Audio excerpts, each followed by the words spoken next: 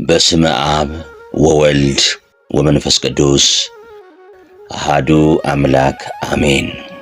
ዛሬ የምንተርከው ስለ አንዱ የኢትዮጵያ ኦርቶዶክስ ተዋሕዶ ቤተክርስቲያን ብርሃን ነው።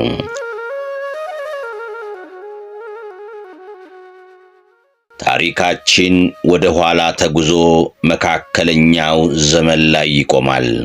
በኢትዮጵያ የቤተክርስቲያን ታሪክ ውስጥ ከ13ኛው እስከ 15ኛው መቶ ክፍለ ዘመን ያለው ጊዜ የብርሃን ዘመን በሚባል ይታወቃል። ለምን ቢሉ ክርስትና ያበበበት፣ መጻሕፍት እንደ አሸዋ የተደረሱበት፣ የወንጌል ስርጭት እንደ ማዕበል አገሪቱን ያዳረሰበትና የገዳማዊ ሕይወት ጣዕም ለዓለም የተረፈበት ወቅት በመሆኑ ነው። ለዚህ ብርሃን መፈንጠቅ ደግሞ እንደ አቡነ ተክለ ሃይማኖት፣ አቡነ ዮስጣቴዎስና አቡነ ኢየሱስ ሞዐ ያሉ አባቶች የአንበሳውን ድርሻ ይወስዳሉ። በዚህ ስብስብ ውስጥ ደግሞ ስማቸው በደመቀ ቀለም የሚነሳ ታላቅ አባት አሉ። እርሳቸውም አቡነ ያፍቅረነ እግዚእ ናቸው።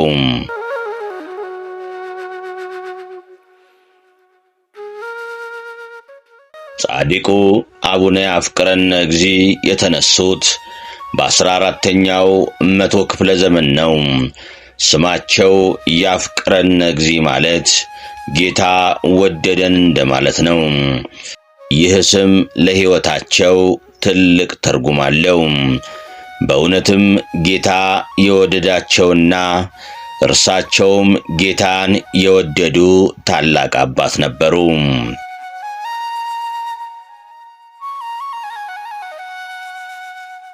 ከሕፃንነታቸው ጀምሮ በሥርዓተ ቤተ ክርስቲያን የታነጹ፣ በቃለ እግዚአብሔር ዕውቀት የበለጸጉ ነበሩ። የቆራጥነትና የምናኔ መንፈስ ሲያድርባቸው መጀመሪያ ያቀኑት ወደ ዝነኛው የደብረ በንኮል ገዳም ነበር። እዚያም ወላዴ አእላፍ ከተባሉት ታላቁ አባት ከአባ መድኃኒነ እግዚእ እግር ስር ተቀመጡ። በደብረ በንኮል በነበሩበት ጊዜ የገዳምን ጽኑ ሥርዓት ተማሩ። የአበው መነኮሳትን ትሕርምትና ተጋድሎ በተግባር አሳዩ። በመጨረሻም በመምህራቸው እጅ ማዕረገ ምንኩስናን ተቀበሉ።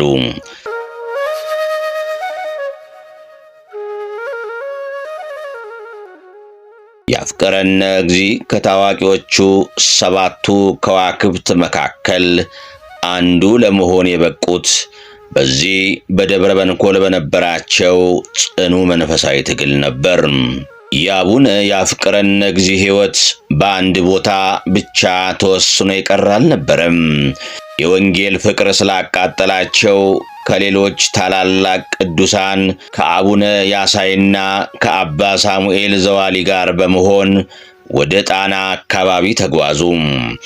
ይህ ጉዞ የቱሪስት ጉዞ ሳይሆን ድቅድቅ ጨለማን በወንጌል ብርሃን ለመግፈፍ የተደረገ የተቀደሰ ጉዞ ነበር። እነዚህ 3 ቅዱሳን ለተወሰነ ጊዜ አብረው ከቆዩ በኋላ እንደ ሐዋርያት ተከፋፈሉ። አቡነ ሳሙኤል ወደ በረሃዋ ዋልድባ መሩ። አቡነ ያሳይ ወደ ማንዳባ ቀኑ። አቡነ ያፍቅረነ እግዚእ ደግሞ በጌታ ትእዛዝ በጣና ሐይቅ ውስጥ ገዳም አቅንተው ኑሯቸውን እዚያ አደረጉ። ዛሬም ድረስ በጣና ሐይቅ አካባቢ የሚገኘው ገዳማቸው የጻድቁን ስም እየጠራ የሥራቸውን ውጤት እየመሰከረ ይገኛል።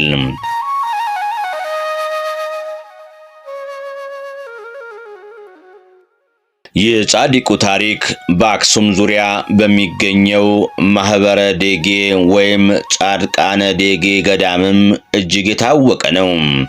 ይህ ገዳም 3000 ቅዱሳን የተሰወሩበት ቅዱስ ስፍራ ነው። አቡነ ያፍቅረነ እግዚእ ይህንን ታላቅ ማህበር በማገልገላቸውና በዚያም በነበራቸው ተጋድሎ በአካባቢው ሕዝብ ዘንድ እስከ ዛሬም ድረስ በመዝሙርና በውዳሴ ይታሰባሉ።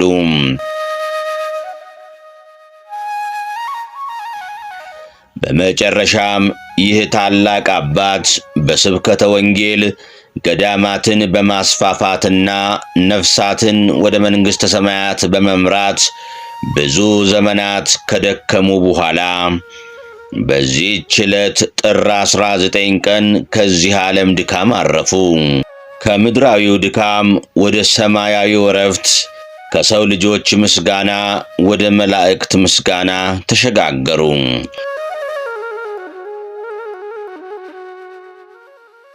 ጻድቁ አቡነ አፍቅረነ እግዚእ ሕይወት ለኛ ትልቅ ትምህርት ነው። ጌታ ወደደን እንደሚለው ስማቸው እኛም በእግዚአብሔር ፍቅር ውስጥ ከጸናን፣ እንደርሳቸው ለወንጌል ከቆምን እግዚአብሔር ከክፉ ነገር ሁሉ ይጠብቀናል። አምላከ ቅዱሳን በጻድቁ አማላጅነትና ጸሎት አገራችንንና ቤተክርስቲያናችንን ይጠብቅልን። በረከታቸው በሁላችን ላይ ይደር። ወስብሐት ለእግዚአብሔር ወለወላዲቱ ድንግል ወለመስቀሉ ክቡር አሜን።